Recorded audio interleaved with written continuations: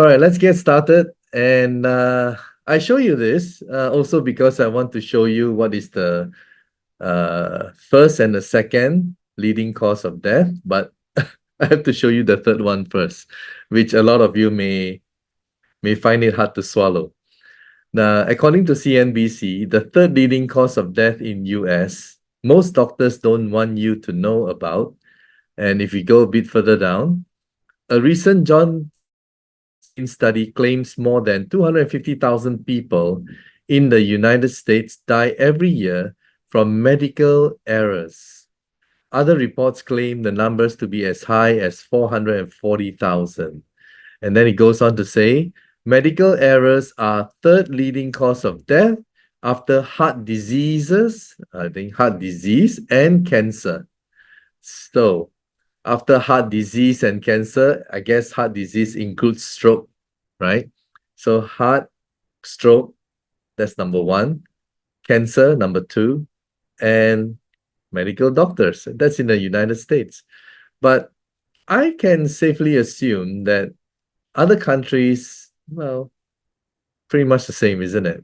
Well, I first watched this on YouTube, and this Dr. Chris Nobby, I think his name, is that how you pronounce it? MD, medical doctor. And he put forward that uh, a lot of problems that we have today, we can blame it on one source. All right. Before I go to the source, what are the diseases that you can pinpoint to one particular source? First of all, is the coronary heart disease, arteriosclerosis. Well, it's also heart disease, right? It's the blockage, hardening of the heart arteries. Alzheimer's, macular degeneration, that's your eyesight, diabetes, and obesity. So when I listened to him, I also kind of checked him out because I wanted to see, well, who is he? Is he credible? And he wrote a couple of books, and you can buy these books from Amazon. Okay, let's move on. According to this doctor, right, he blamed it on vegetable oil, seed oil, vegetable oil. So, guys, you want to know about what used to be this so-called vegetable oil, or it shouldn't be called vegetable oil, it should be called seed oil because they are seeds. They used to be lubricant. So we been eating lubricant.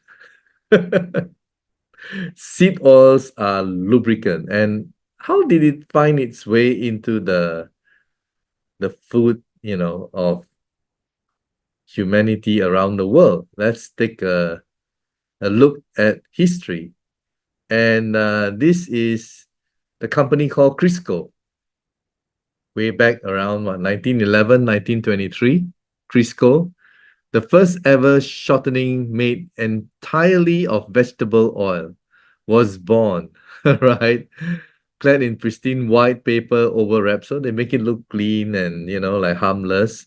Crisco was seen as a more pure and economical, it's cheaper, alternative to animal fat and butter. All right.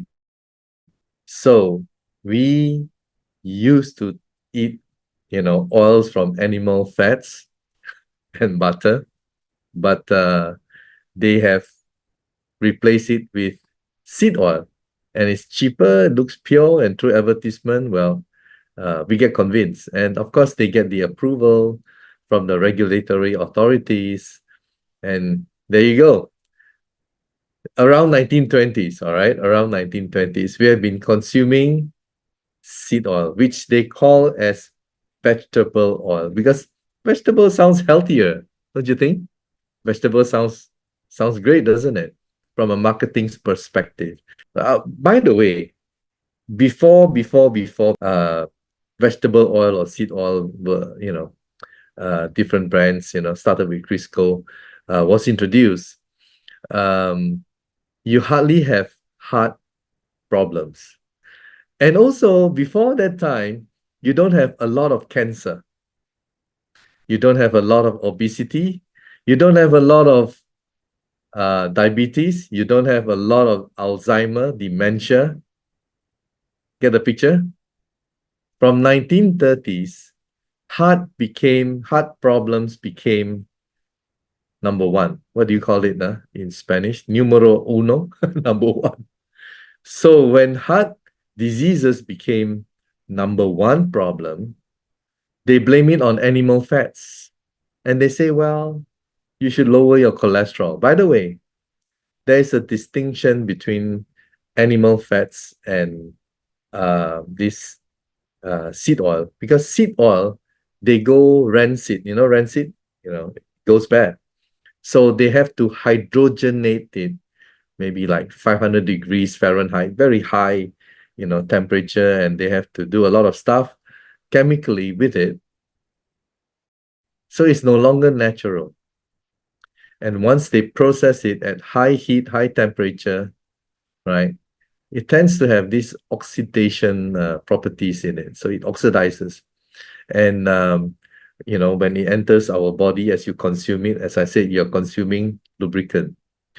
Anything unnatural that enters our body as a food source is going to create inflammation. Yeah. Anything that enters our body as a food source, which is unnatural, is going to create inflammation. That's why we have loads and loads of inflammation everywhere. Okay? So they blame it on animal fats. Animal fats contain what? Cholesterol, right? Guys, cholesterol, the famous cholesterol. So they get us on the drugs, statin drugs, and later on, a lot of pressure came because there's hardly any evidence, right, to show that this statin or cholesterol lowering drugs is the main cause, because heart attack seems to continue to rise, isn't it? Even though millions and millions of people have been taking these statin drugs, not to mention all the side effects that came along with the drugs. So subsequently they retracted and they say, well, it's not the cholesterol, right, that created this myocardial infarction. It's actually the inflammation in your artery, and your cholesterol is just trying to help. In the process, it creates arteriosclerosis, blah, blah, blah. So it's always blaming, and then you discover it, right? So we have to be very knowledgeable ourselves, because we have to understand what is making us sick. All right. And in this study by this good doctor, he put forward all these things, and I was like mesmerized. I was totally mesmerized. And I went on to research myself, because I cannot rely on the doctor. I have to research myself. And yesterday I found a document from National Institutes of Health, which is good, scientific. And it confirms everything that I've said so far. All right? Everything. Now, something happened in 1961. And this is from the heart.org. So this thing that I'm going to show you was taken from the American Heart Association's website. And let me show you what happened in 1961. Okay, let me show you what happened in 1961. So you go to their website, heart.org, and you're going to see this. All right, I don't know if you can read, but essentially what they're saying is that before 1961, they categorize animal fat as saturated fat and contains high cholesterol. And then they classify this seed oil as polyunsaturated fat, and cholesterol is, you don't have to worry about it, it's low. So in 1961, something happened.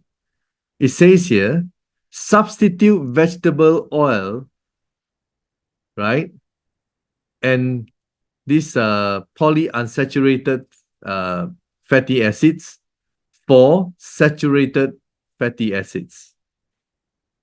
in 1961, they went on a campaign and they say, if you want to be healthy, right, you don't want to have heart problem. This is the American Heart Association, right? If you don't have heart problem, you go take what?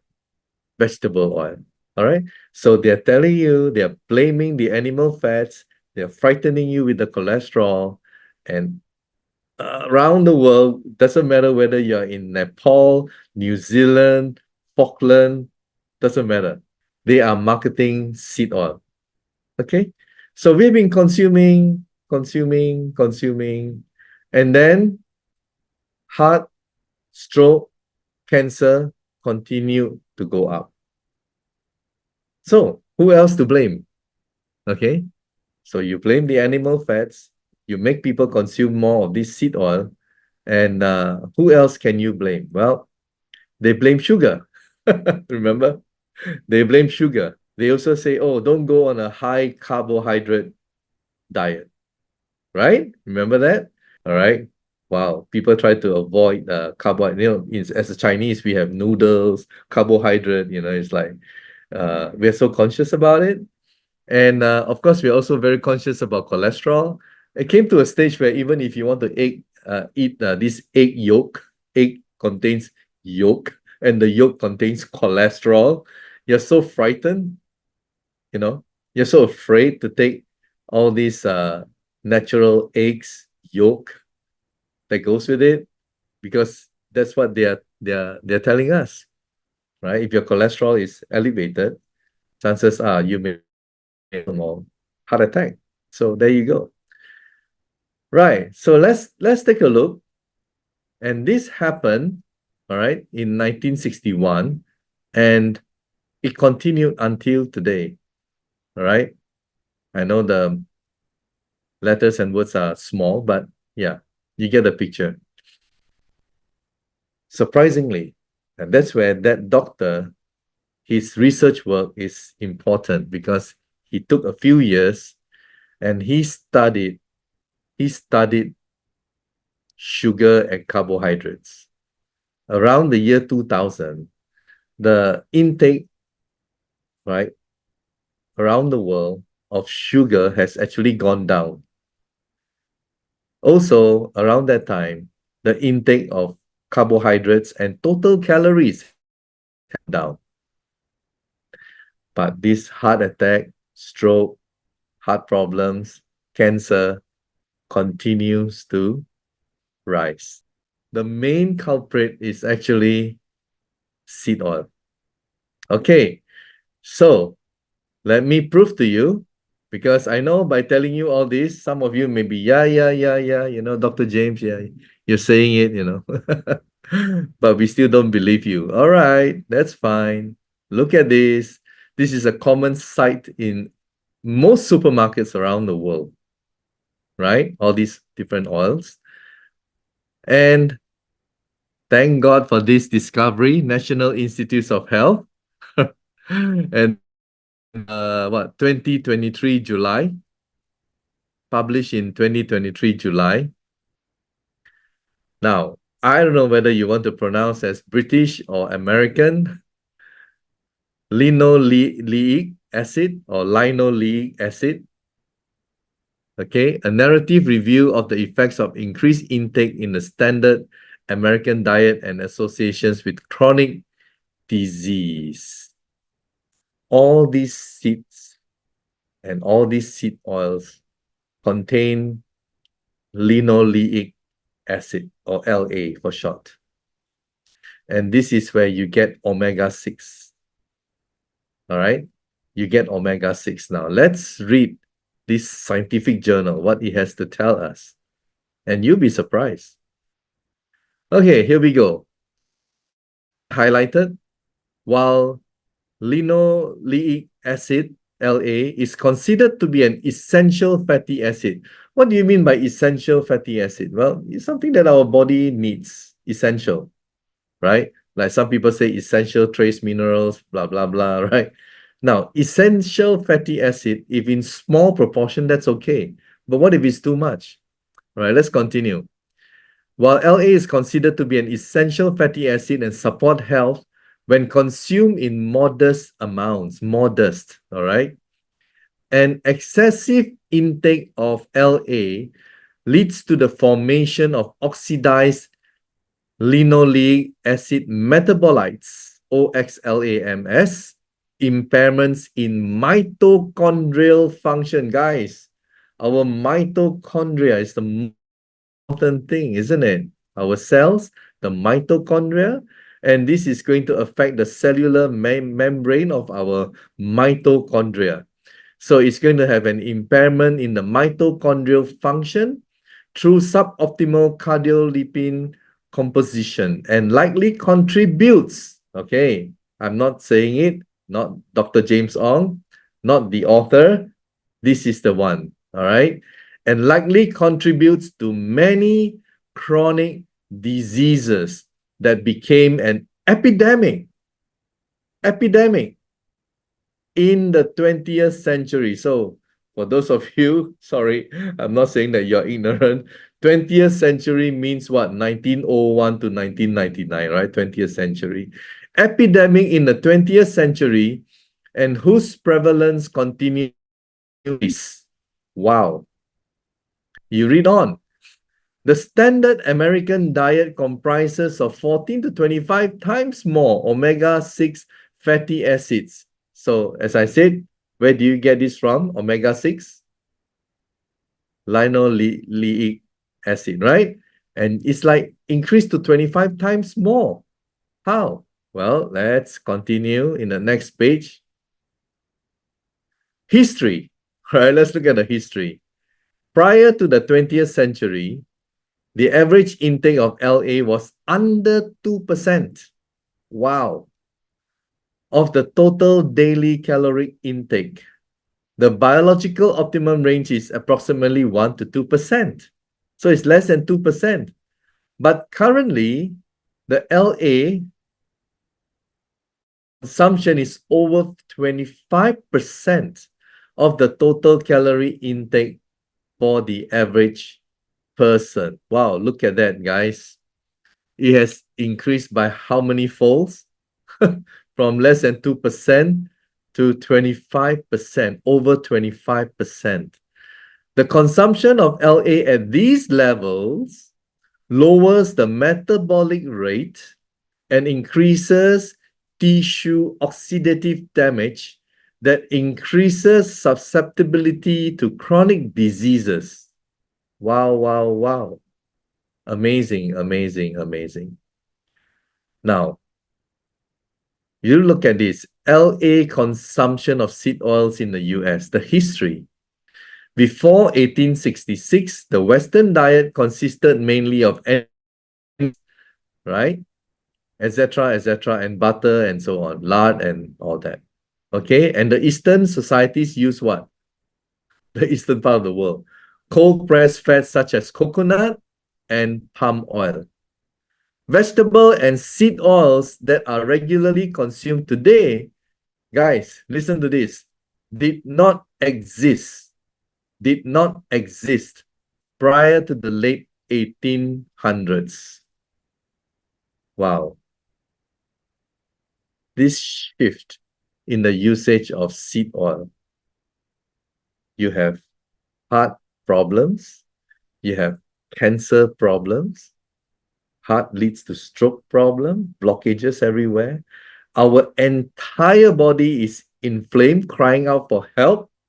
And we not only have heart cancer, diabetes, obesity, right? This macular thing that affects our eyesight, and many more. Wow. This afternoon, I had a seminar and I said, killing me softly, killing me slowly. Every day, we are consuming this. And then someone asked, which one is better? Which one is better, right? I mean, do we take what, coconut oil or butter? Which one is better? Later, I'll show you. But it's not about which one is better. It's about, in superlative in English grammar, you have what? You have good, better, best. That's like getting better, right? Bad, worse, worse. So we take oils, but which one is bad and not worst? Okay, because they're all bad. And guys, you'll be surprised. Among them, butter is one of the best. And butter, and of course, the other one is coconut oil. You guys already know anyway. But you go to all the restaurants, you go to all the fast food chain, what oil are they using? Probably canola oil, soybean oil, sunflower oil. Get the picture, right? And then maybe you go to a better restaurant, the virgin olive oil and avocado oil. We are all sick because we have been consuming this on a daily basis for so many years. So now you know why, right? We are all having loads of problems. And let's move on to the next one. This is the chart, right? You see, safflower oil. Now we're looking at this cooking oil, all right? Grapeseed oil. I'm not talking about the food supplement grapeseed. I'm talking about cooking grapeseed oil. 70% the content, 70%. That's huge. All right. I just copy the whole thing from this National Institutes of Health. So the top part is a bit dark. You look at that, the content 70%, sunflower oil 68%, corn oil, very common, corn oil 54%, right? Cottonseed oil 52%, soybean, of course, America is one of the major producer. So they push for that. That's what, 51%, and it goes down. You can see canola oil 19%. So you get on the healthier side, olive oil, avocado oil, lard, right? Palm oil, sitting around 10%. Then as you go down, you find butter, you find coconut oil, 2%. Okay. Now on the right hand side, you also get LA, right? Linoleic acid from seeds. So you like poppy seed, you like all the way to chia seed, they've been promoting it, almond, flaxseed, pistachio, hazelnut, cashew, and macadamia, all the way down. Guys, we get a lot of LA, which is omega-6, and too much of it is causing inflammation in our body. All kinds of funny diseases, right? Very scary. So this is a summary. This is a summary. And if you look at this LA intake and chronic disease, and you look at the right-hand side, the health risks, wow, it's no surprise. Increases risk of cardiovascular disease by increasing oxidized LDL, increases risk of cancer by mitochondrial function, and increasing systemic oxidative stress that adversely impacts cardiolipin in the inner mitochondrial membrane. Our cell membrane is damaged, increases risk of diabetes, increases risk of obesity, increases risk of dementia. All these cases that I talked about, and what that author of the two books, as well as, he discussed in his YouTube, all confirmed from this National Institutes of Health, right? If you look at it, this one, everything is here. Everything is here. Look at the amount of consumption went up by 25%. No joke. We are all sick. We are all, either we don't die, but you're gonna see a lot of people suffering tremendously. Okay? So having said that, hopefully when you go to your next meal outside in the restaurant somewhere, just ask them, what oil are you using? Okay? If they are not using coconut oil or butter, very unlikely they will use butter because it's expensive, right? You can use even butter at home is quite expensive. You're gonna end up using a lot. And however, butter and coconut oil, they are the healthiest. And guys, I hope all of you will learn from this sharing, and we become smarter, because when our body is full of toxins and inflammation as a result, wow, killing me softly, killing me slowly. I don't know how you put it, but we are all surely getting very, very sick.